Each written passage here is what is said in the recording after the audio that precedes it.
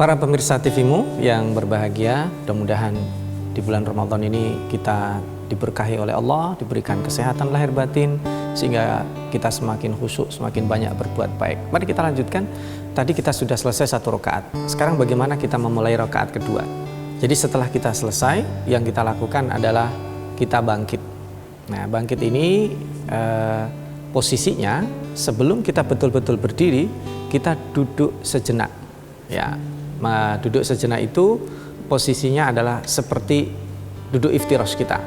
Jadi sebelum kita berdiri, kita duduk seperti hanya duduk antara 2 sujud, tetapi tidak lama dan tidak membaca apa-apa. Nah, kemudian kita bertakbir berdiri. Jadi duduk transit ibaratnya. Pada saat kita berdiri, kita tolakkan tangan kita dari tempat sujud kita, kemudian kita bertakbir, dan takbir kita tidak perlu dipanjangkan. Nah, ini mungkin beberapa di antara kita karena terbiasa, nah, itu Allahu Akbarnya itu dipelankan jadinya. Allahu Akbar yang harusnya 2 rakaat jadi 4, jadi 6, jadi panjang sekali. Jadi tidak perlu dipanjangkan Allahnya. Jadi cukup kita melakukan gerakan itu tanpa mengatakan takbir, baru setelah posisi kita naik, kita mengatakan Allahu Akbar, posisi kita sudah selesai. Saat kita bilang Allahu Akbar, nah itu pertanda dimulai rakaat kedua. Nah, pada saat kita mengatakan Allahu Akbar di rakaat kedua, kita tidak perlu mengangkat tangan. Jadi mengangkat tangan itu hanya dilakukan kalau seandainya kita dari tasyahud. Sementara pada saat sholat tarawih ini tidak ada tasyahud, dia kecuali di tasyahud akhir. Jadi kita mengatakan Allahu Akbar, posisi kita langsung bersedekap. Nah, ketika sudah tadi kita duduk sejenak, naik Allahu Akbar. Nah, posisi berarti meletakkan tangan kembali antara pergelangan tangan kanan dan pergelangan tangan kiri. Kita sedekap seperti ini, diletakkannya seperti yang tadi ya. Kita tidak terlalu bawah di perut, tidak terlalu tinggi di atas dada. Jadi posisinya seperti itu. Nah, beda dengan rakaat pertama apa? Para pemirsa TV-mu, bedanya kalau di rakaat pertama tadi kita membaca doa iftitah, kita tidak, karena ini bukan pembukaan. Iftitah artinya pembukaan. Langsung kita bertawud dengan sir, kemudian kita baca basmalah dengan sir, boleh juga dibaca dengan jahar, lalu lafalkan suratul Fatihah sebagaimana rakaat yang pertama. Kita baca suratul Fatihah, ya, alhamdulillahirabbil alamin, dan seterusnya sampai waladdallin. Nah, kita juga disunahkan untuk melafalkan amin bersama-sama antara imam dan makmum. Amin. Nah, baru sama seperti yang pertama tadi, kalau saya makmum berarti saya gunakan kesempatan itu untuk membaca suratul Fatihah karena hukumnya adalah wajib, dan ketika imam start membaca ayat dan surat, maka kemudian saya mendengarkan. Dan setelah selesai bacaan surat, kita ulangi apa yang kita lakukan tadi. Kita rukuk dan dilakukan dengan tumakninah, kemudian berdiri i'tidal dilakukan dengan tumakninah, sujud dilakukan dengan tumakninah, duduk antara 2 sujud dilakukan dengan tumakninah, sujud lagi dilakukan dengan tumakninah, dan berdiri lagi. Nah, ketika berdiri itulah start dimulainya rakaat yang ketiga. Dan kemudian sama dilakukan seperti rakaat kedua, ya, ketika dia Allahu Akbar sudah di atas posisinya, tidak mengangkat tangan ya.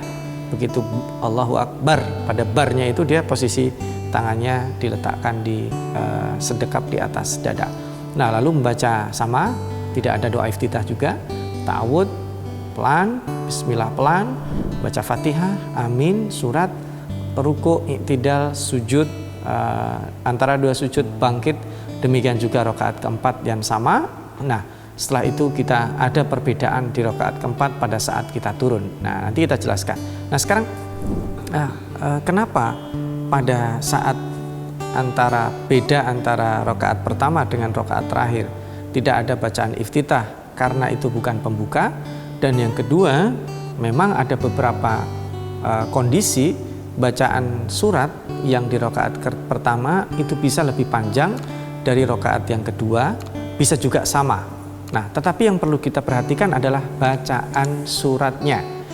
Diusahakan kita membaca surat yang dibaca setelah suratul Fatihah itu berurutan sesuai dengan tertib al-mushafi. Maksudnya apa? Kalau di rakaat pertama saya membacanya surat Ali Imran misalnya, maka di rakaat kedua membacanya di surat Ali Imran ayat setelahnya. Jadi di rakaat ketiga membacanya surat Ali Imran ayat setelahnya atau surat An-Nisa.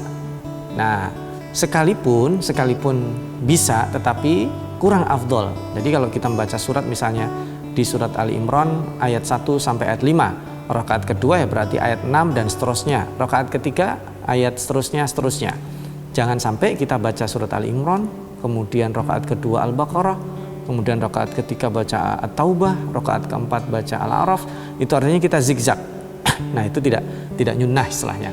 Nah, kita usahakan membaca suratnya, kita baca sesuai dengan urutan. Nah, kalau seandainya kita tidak punya bacaan surat, itu kan matayasar. Kalau kita sendiri, ya dibaca surat yang diulang-ulang juga tidak mengapa. Misalnya ada seorang yang baru hafal surat Al-Ikhlas. Rakaat pertama Al-Ikhlas boleh, rakaat kedua Al-Ikhlas bisa, rakaat ketiga Al-Ikhlas boleh, rakaat keempat Al-Ikhlas karena dia baru menghafal itu. Nah, tentu posisi kita akan lebih enak kalau kita sholat tarawih secara berjamaah. Dan itulah kelebihan sholat berjamaah pada saat tarawih, kita bisa mendengarkan bacaan imam, apalagi kalau kemudian setelah itu dijelaskan imam apa yang dia baca, dan lengkaplah sudah kita mendapatkan kedekatan dengan Allah dan kemudian kita mengetahui maknanya. Nah, selesai kita rangkaian berdiri semua ritual, bagaimana cara kita mengakhiri sholat kita? Insya Allah kita akan lanjutkan pada sesi berikutnya. Jangan kemana-mana para pemirsa TV-mu, kita akan lanjutkan di sesi berikutnya.